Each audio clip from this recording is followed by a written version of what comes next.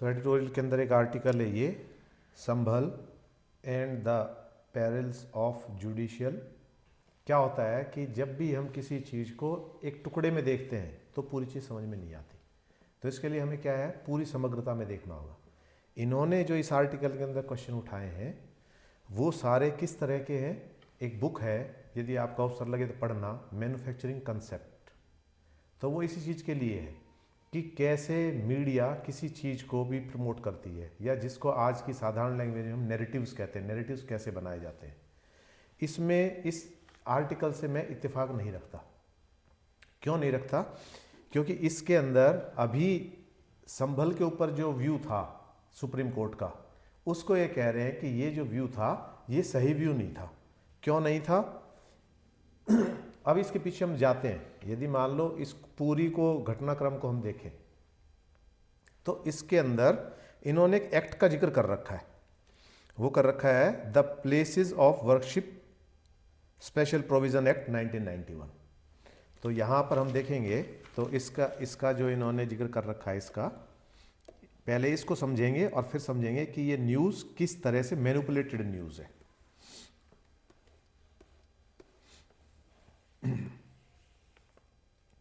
ये आप देखो यहाँ पर, ये लास्ट के अंदर यहाँ कर रखा है, ये मैं इसको हाईलाइट कर रहा हूँ। द एक्ट, ये ना, the places of worship special provision act 1991 has been breached by some courts in India and the Supreme Court itself. इस चीज़ की बात कर रहे हैं। तो पहले इसको देख लेते हैं, फिर देखेंगे कि इसमें कितनी सच्चाई है। कभी भी न्यूज़पेपर का जो आर्टिकल है उसको पूरी तरह से सच नहीं मानना चाहिए।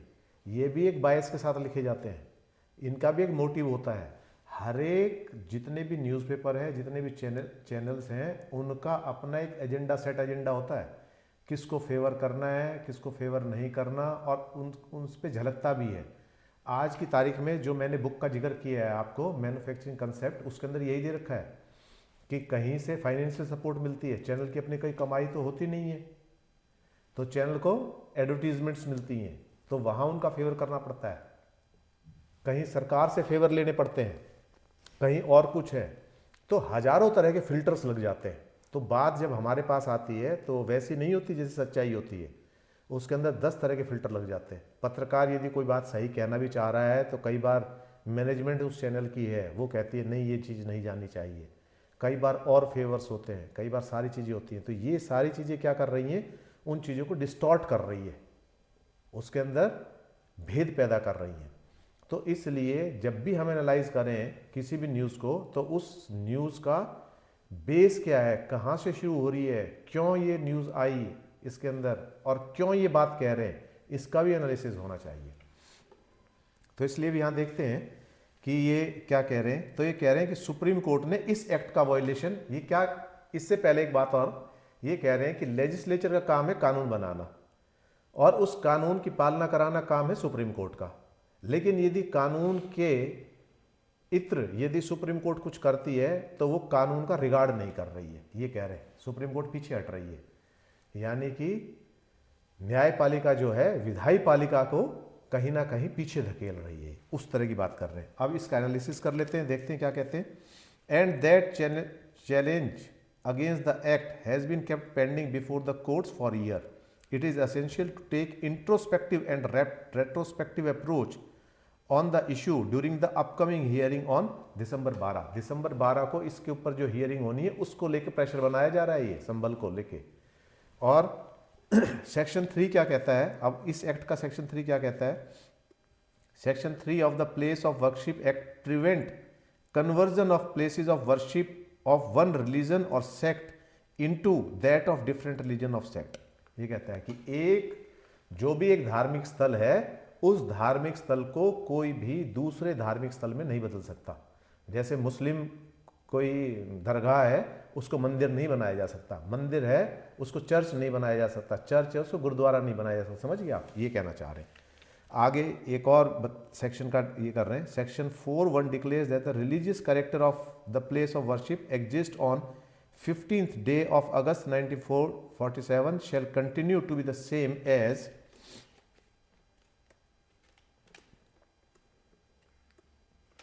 एग्जिस्ट ऑन दैट डे, और ये स्टेटस कैसा रहेगा, जैसा 1947 15 अगस्त 1947 का था वही मेंटेन किया जाएगा।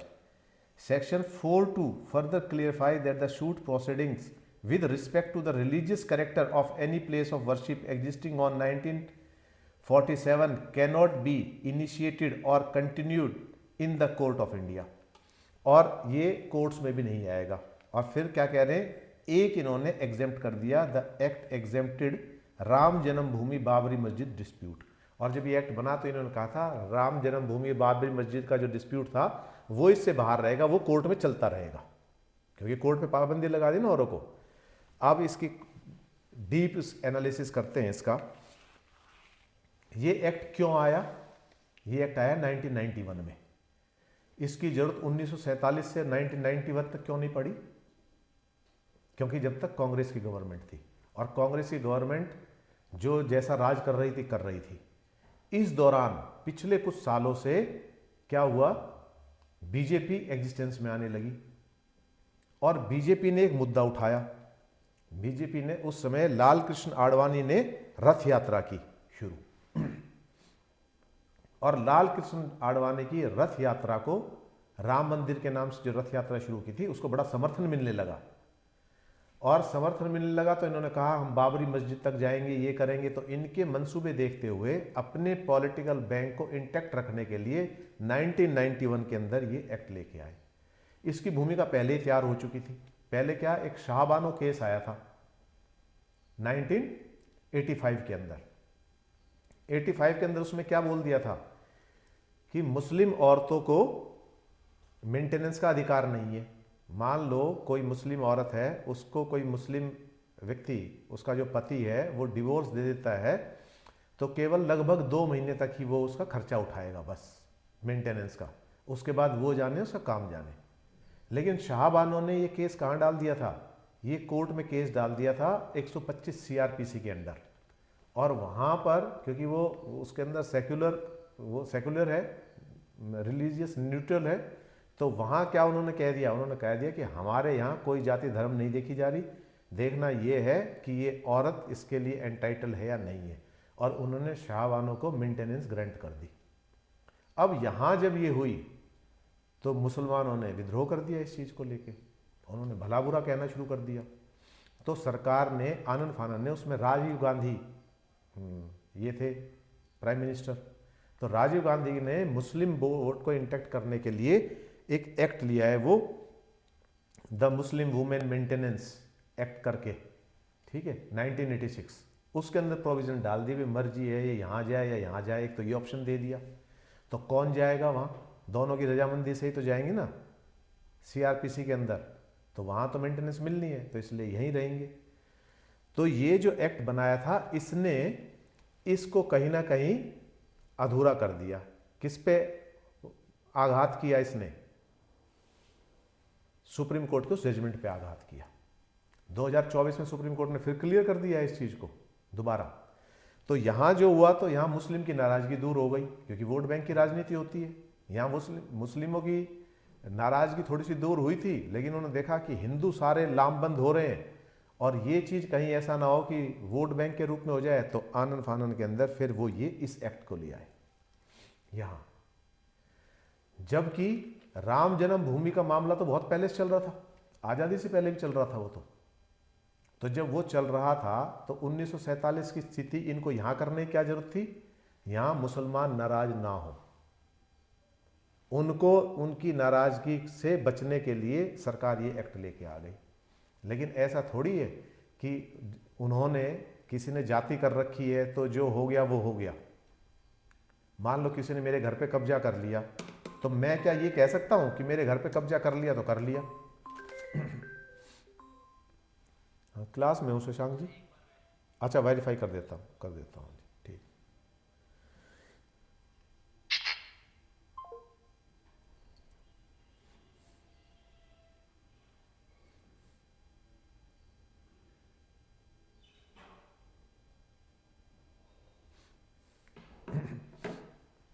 तो आप समझिए यहां, तो ये लाया किस लिए गया था, इसका मकसद ये था। लेकिन ये खबर ऐसी बना दी कि जुडिशरी अपने उससे हट रही है। इनएक्टिविज्म, जुडिशियल इनएक्टिविज्म मतलब जुडिशरी पार्ट नहीं कर रही है। जुडिशियल ऑफिसर भी कहाँ से आएंगे? समाज से तो आएंगे। समाज में जो होता हुआ देख रहे हैं वो उनकी दृष्टि पे है। अब इसके अंदर 3-4 चीज इनको गुमराह करने के लिए इन्होंने 3-4 चीजें और कर दी। और क्या जताना चाह रहे हैं, नैरेटिव क्या बनाना चाह रहे हैं कि जुडिशरी जो है वो काम नहीं कर रही है, जुडिशरी के खिलाफ नैरेटिव बनाने की कोशिश की जा रही है, जबकि ऐसा नहीं है। इन्होंने 2 चीज यहां ले ली। एक तो इन्होंने कह दिया कि 2020 के अंदर Amit Sahani versus commissioner of police एक केस था, that was done with adjudicating on the legal challenge against CCA. तो इसके अंदर एक कमेटी बना दी थी उन्होंने प्रोटेस्टर की और उनकी बात करके रास्ता वास्ता खोलने के लिए, ठीक है। फिर उन्होंने कहा था कि फिर एक और आया था Rakesh Vaishnav versus Union of India farmers का। तो जब ये कह रहे हैं कि फार्मर्स वाले इशू के ऊपर इन्होंने नहीं दिया, अब यहां 3-4 चीज आ गई। एक तो किसानों के प्रति पूरे देश की सिंपैथी है, और सही भी है भाई। किसान जो है, आज किसानी की हालत क्या हो गई है, आज ये हो गई कि हर कोई, एक समय था जब क्या होता था, उस समय कहते थे कि उत्तम खेती, मध्यम व्यापार और निम्न चाकरी, चाकरी मीन्स नौकरी, ऐसा कहा जाता था। आज उल्टा हो गया, आज उच्च चाकरी हो गई, मध्यम व्यापार हो गया और निम्न खेती हो गई। पहले खेती से पाल पोस के 3-3, 4-4 एकड़ से 5-5, 6-6 बच्चों का भरण पोषण हो जाता था, उनका जीवन यापन भी हो जाता था, उनकी ब्याह शादी पढ़ाई वढ़ाई सारी चीज़ें हो जाती थी।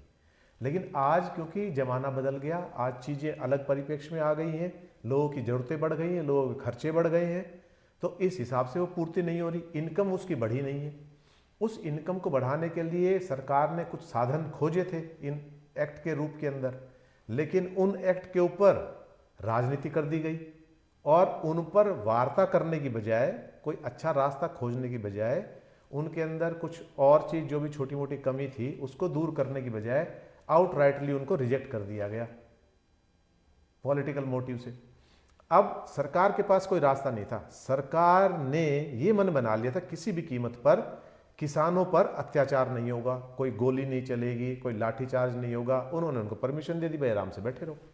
सरकार ने जो करना था कर दिया, बैरिकेड्स लगा दिए, लेकिन इससे जनता, आम जनता भी तो परेशान हो रही थी। तो सुप्रीम कोर्ट में केस केवल ये नहीं आया था, सुप्रीम कोर्ट में केस ये भी आ गया था कि आम जनता जो परेशान है उसकी परेशानी को लेकर भी डले, किसानों को लेकर भी डले, ये कानून गलत है इनको लेकर भी डले। तो उन्होंने फार्मर्स की कमेटी बना दी, जो फार्मर्स थे, एग्रीकल्चर इंस्टीट्यूट्स थे, नेता थे, इन सब की मिला के एक कमेटी बना दी और उन्होंने कहा कि भाई ठीक है, कमेटी के सामने रखो सारी बातें, ये कमेटी इस चीज़ का फैसला करेगी। लेकिन किसानों ने तो भरोसा नहीं जताया, जो आंदोलनकारी थे, किसान की बात नहीं कर रहा, जो आंदोलन कर रहे थे उन्होंने तो भरोसा नहीं जताया, वो तो उस कमेटी के सामने पेश ही नहीं हुए। तो उन्होंने कहाँ रिगार्ड की सुप्रीम कोर्ट की, ये श्रीमान जी जो कह रहे हैं जिस बात को, ये राज जी कह रहे हैं, तो उनने कहाँ रिगार्ड करी सुप्रीम कोर्ट की। तो सुप्रीम कोर्ट की रिगार्ड आम आदमी को भी तो करनी चाहिए। आपके राइट्स को प्रोटेक्ट करने के लिए तो सुप्रीम कोर्ट है, संविधान की रक्षा के लिए तो सुप्रीम कोर्ट है। आप कहाँ इज्जत कर रहे हो? सुप्रीम कोर्ट ने कमेटी बनाई है, आप उस कमेटी के सामने पेश ही नहीं हुए, आपने एक भी हाजिरी नहीं लगाई, आपने आउटराइट रिजेक्ट कर दिया, तो आपने सुप्रीम कोर्ट की कहाँ सुनी है? तो यहाँ ये भी एक दूसरी चीज दिखा दी कि सुप्रीम कोर्ट की मंशा ये थी, सुप्रीम कोर्ट ने इसमें कोई डिसीजन नहीं दिया, ये नहीं दिया, वो नहीं दिया। सुप्रीम कोर्ट नहीं चाहता था कि कुछ मसले ऐसे होते हैं जो बहुत संवेदनशील होते हैं, और यदि उन मसलों को छेड़ दिया जाए तो पूरे देश के अंदर अराजकता फैल जाती है। सुप्रीम कोर्ट को दिख रहा था किसान का मुद्दा ऐसा है, इसको लेकर क्योंकि अपोजिशन की सपोर्ट थी, कुछ और तत्वों की सपोर्ट थी, तो उसको लेकर क्या हो जाए, सुप्रीम कोर्ट को इस बात का अंदाजा था कि कितना घातक हो सकता है ये। इसलिए कई चीज़ों के फैसले थोड़े से डिले कर दिए जाते हैं, उन पर आउटराइटली फैसले नहीं दिए जाते, उन पर समय दिया जाता है। उस समय में कंसेंसस बनते हैं, लोगों के भ्रम दूर होते हैं, लोगों को समझाया जाता है, असली जो चीज़ है उस चीज़ को सामने लाया जाता है, फिर ये सारी चीज़ें होती हैं। तो सुप्रीम कोर्ट का यहाँ इनका ये कहना कि इस पर डिसीजन नहीं दिया तो ये भी गलत है। फिर ये और एक और बात कह रहे हैं, इन्होंने कह रहे हैं चलो उसका तो कह दिया। अब सुप्रीम कोर्ट ने जब डिसीजन की बात आ रही थी तो राम जन्मभूमि का डिसीजन था, राम जन्मभूमि को जब मान लिया कि ये राम जन्मभूमि है, इसमें मस्जिद का कोई लेना देना नहीं है, मस्जिद बाद में बनी है, तो सुप्रीम कोर्ट चाहती तो सुप्रीम कोर्ट उनको जमीन ना भी देती, पर सुप्रीम कोर्ट ने उस भाईचारे को बनाए रखने के लिए कहा कि ठीक है, कोई बात नहीं भाई, आपके लिए भी सरकार प्रोविज़न करेगी और अलग से ज़मीन देगी, आप वहाँ अपनी मस्जिद बना लेना। यहाँ ये भी काम किया गया। तो सुप्रीम कोर्ट ने तो यहाँ भी एक कदम आगे बढ़ के काम किया है। तो एक फिर ज्ञानवापी केस पे कह रहे हैं, आपने ऐसा थोड़ी है कि इतिहास को आप दफन ही कर दोगे। जब आपको पता है कि यहाँ ये चीज़ थी और ये चीज़ छीन ली गई है और इस चीज़ की बजाय ये बना लिया गया है, तो जो जिस रूप में अत्याचार हुए हैं, सोमनाथ के मंदिर को कितनी बार लूटा गया है, कितनी बार ध्वस्त किया गया है, ये अत्याचार नहीं है, ये गलत नहीं है, ये हिंदू की आस्था पे प्रहार नहीं है। इसके लिए तो आप कह रहे हो कि ये सुप्रीम कोर्ट गलत कर रहा है। आपको वो गलत नहीं आ रहा जो हजारों सालों से पिछले हुआ है। जितने मंदिर थे, आस्था का जो केंद्र था, हिंदू की जो संस्कृति थी, जो सभ्यता थी, उसको ने नष्ट करने का काम किया है। मंदिर जो होते हैं, ये मंदिर संस्कृति के भी संवाहक होते हैं, आपका कल्चर को भी प्रमोट करते हैं, वहाँ के रहन सहन को, मूल्यों को, इनको प्रमोट करते हैं, वैल्यूज़ को प्रमोट करते हैं। एक ये थोड़ी प्रतीकात्मक है, केवल एक मंदिर है उसमें मूर्ति लगी हुई है, मूर्ति नहीं है, उसके साथ बहुत कुछ चीज़ें जुड़ी हुई है, उसके साथ कथा कहानी जुड़ी हुई है, उसके साथ उसके निर्माण के अंदर योगदान से लेकर, कल्चर से लेकर, पूजा पद्धति से लेकर हजारों चीज़ उसके अंदर जुड़ी हुई होती है। आप ऐसे कैसे किसी संस्कृति को नष्ट कर दोगे? ये ध्वस्त करने का मतलब है एक संस्कृति को आपने बिल्कुल ही नष्ट कर दिया और उसके ऊपर आपने अपने वो चढ़ा दिए रंग। और फिर आप कैसे कर रहे हो? आप परिवर्तन कर रहे हो, धर्म परिवर्तन के लिए आप समर्थन कर रहे हो। तो आपने हमारे आस्था के केंद्र हैं, उनको आपने ध्वस्त कर दिया। आप जबरदस्ती हमसे मुस्लिम धर्म कबूल करा रहे हो, आप अत्याचार कर रहे हो। बांग्लादेश में जो हो रहा है वो क्या है? वो भी यही हो रहा है। तो ऐसे काम नहीं चलता ना। तो ये चीज़ ऐसा थोड़ी है कि सुप्रीम कोर्ट ने आंखें बंद कर ली उस चीज़ के ऊपर, तो सुप्रीम कोर्ट तो उस चीज़ को रखे रखेगा। तो ज्ञानवापी के ऊपर भी यही कह रहे हैं। तो यहाँ जो ये कह रहे हैं ना, एक वर्ड इन्होंने यूज़ किया है, during the Sambhal case hearing the Supreme court was alerted about the orchestrated political move to breach parliamentary law in different parts of the country। मतलब इस वर्ड का मतलब होता है करवाना, ठीक है। तो यहाँ तो ये जो आर्टिकल है, ये कह रहे हैं कि इसका रिगार्ड नहीं किया पार्लियामेंट के आर्टिकल का। पार्लियामेंट का आर्टिकल लाया किस मकसद से गया है, ये तो देखो आप। उसकी बुनियाद तो एक मक्कारी के ऊपर रखी गई है। 1991 में जब लाया गया है, जब लाल कृष्ण आडवाणी की रथ यात्रा, जब उन्होंने देखा था कि हिंदू अब जागृत हो रहा है, हिंदू अपने राइट्स के प्रति वो हो रहा है और सारे जितने भी मस्जिद हैं इन सबको ढाएंगे, ये करेंगे, इसलिए ये लिया है। तो यहाँ इस आर्टिकल को इन सारी चीज़ों की नज़र से देखना बहुत ज़रूरी है, ठीक है।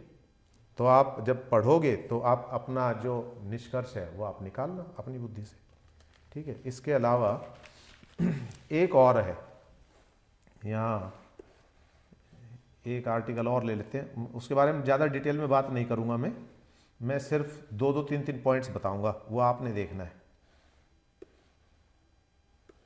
ये है द कोड ऑफ कंडक्ट जज नीड्स टू फॉलो।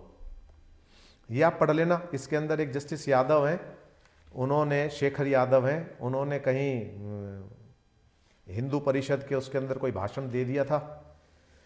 तो ठीक है, जब आप ऐसे पद पे होते हो तो आपकी बातें बहुत मायने रखती हैं और आपकी बातों को किस तरह से इंटरप्रेट किया जाता है, तो आपको बड़े संभल के बोलना चाहिए। जो भी आप बोल रहे हो वो उसको हथियार भी बनाया जा सकता है। जो भी आप कह रहे हो उसको दोनों तरफ से यूज़ किया जा सकता है, आपके अगेंस्ट भी यूज़ किया जा सकता है। जो शब्दावली आप वहाँ उपयोग कर रहे हो, जिस संगठन के वहाँ जा रहे हो, उस पर आपको थोड़ा सा रखना चाहिए। रिटायरमेंट के बाद आप फ्री हो, फिर आप सामान्य नागरिक हो, उसके बाद फिर आप जो करना चाहें करो। तो उसको लेकर है सुप्रीम कोर्ट में, ये आप पढ़ लेना। एक तीसरा ये, behind the great Indian internet shutdown. Internet shutdown कर दिया जाता है। अब ये इनका यहाँ कहना है कि $2.8 billion due to 129 instance of internet suspension. 2020 के अंदर इंटरनेट सस्पेंड हुआ, तो उसके अंदर ये कह रहे हैं कि ये जो इंटरनेट सस्पेंड हुआ है इसके अंदर 2.8 बिलियन का नुकसान हुआ है 129 के ऊपर। ये नुकसान तो हर देश में होता है। जब देश में एक देश है, उसके अलग अलग कल्चर हैं, अलग अलग मुद्दे हैं, बहुत सारी पॉलिटिकल पार्टी है, धर्म है, पंथ है, ये सारी चीज़ हैं, तो इनके अंदर विरोधाभास होना बहुत ज़रूरी है। तो लोगों को मरवा दें, इंटरनेट चालू रहने दें, उसके ऊपर जो बकवासबाजी चल रही है, जो प्रमोट कर रहे हैं, इवोक कर रहे हैं, उन चीज़ों को इवोक होने दे। इकोनॉमिक बच जाएगी, इकोनॉमिक्स जब, उससे मतलब आपका आर्थिक स्थिति जो है वो बहाल रहेगी। यदि ये इंटरनेट ना करें, बंद ना करें, तो वैसे लोग प्रॉपर्टी को फूंक देंगे, जला देंगे, सरकारी प्रॉपर्टी को आग लगाते हैं, ये सारी चीज़ लगाते हैं। और इसके अलावा क्या है, एक एक प्राण की कीमत और भी ज़्यादा है प्राणी की। चाहे वो हिंदू मरे, चाहे मुस्लिम मरे, मर तो भारत का सिटीजन रहा है तो after all he is the citizen of India. इससे क्या फर्क पड़ता है? और फिर ये नंबर बन के रह जाते हैं कि 4 की मौत हुई और 6 की मौत हुई, 8 की, उस पर कोई ये भी नहीं करता कि इतने हिंदू मरे, इतने मुस्लिम मरे, दंगों के अंदर इतने मारे गए। तो उस चीज़ से बचाने के लिए आर्थिक नुकसान थोड़ा बहुत हो जाता है तो हो, लेकिन कम से कम एक जो वैमनस्यता जो उसके अंदर आ रही है, आपस में एक दूसरे के प्रति नफरत का भाव जो आ रहा है, द्वेष का भाव जो आ रहा है, वो तो कहीं ना कहीं रुकेगा। कोई ना कोई तरीका तो सरकार अपनाएगी ना। उसमें सरकार के पास जादू मंत्र थोड़ी है कि प्रवचन कर दिए सरकार ने, वहां से बैठ के रेडियो पर संदेश प्रसारित कर दिया और सब मान गए। आप देखो, जब 1947 के अंदर जब दंगे हुए थे, 47-48 के अंदर हिंदू मुस्लिम के दंगे हुए थे, उस दंगे में गांधी जी को अपनी जान की कुर्बानी देनी पड़ी थी। एक इतने महान व्यक्ति की जान कुर्बानी के बाद ही ये रुके थे। और इस तरह के दंगे एक महान व्यक्तित्व को लील जाते हैं, और इतिहास के अंदर आता भी है। जब इसके अंदर ये हुआ था, सिविल वॉर हुआ था अमेरिका के अंदर, ब्लैक वर्सेस वाइट का, तो उसके अंदर अब्राहम लिंकन को मार दिया गया था, और तब वो शांत हुए थे। आदमी को तब पता लगता है किसको खो दिया तुमने इन दंगों के, उसमें तुम्हें मिला क्या है। गांधी जी को खोकर लोगों की आंखें खुली, गांधी जी की मौत के बाद ही दंगे थमे थे। तो ये जो सारी चीज़ें हैं, इस सारी चीज़ों पर मतलब एक आप आर्थिक नुकसान को देख रहे हो, एक तरफ ये नहीं देख रहे कि भाईचारा खतरे में है। और आर्थिक नुकसान तो यदि आप इंटरनेट बंद नहीं करेंगे तो वो आगजनी करके, जलाकर, लोगों को मारकर वो कर देंगे, तो उसका क्या असर है। तो ये प्रिकॉशनरी मेजर्स सरकार को उठाने होते हैं, हर जगह उठाने होते हैं, लोगों को बचाने के लिए, जान मान को बचाने के लिए, उस स्थिति से निपटने के लिए सरकार को सख्त कदम उठाने पड़ते हैं। और उसके अंदर इंटरनेट बंद करना भी, तो इसमें सुप्रीम कोर्ट ने कहा था कि जस्टिफाइड होना चाहिए। तो जस्टिफाई करेगी गवर्नमेंट कि इंटरनेट क्यों बंद किया है, वो उसका काम है। तो इन सारी खबरों को एक दृष्टि से हमें नहीं लेना है, समग्रता से लेना है, पूरे एस्पेक्ट्स को पढ़कर।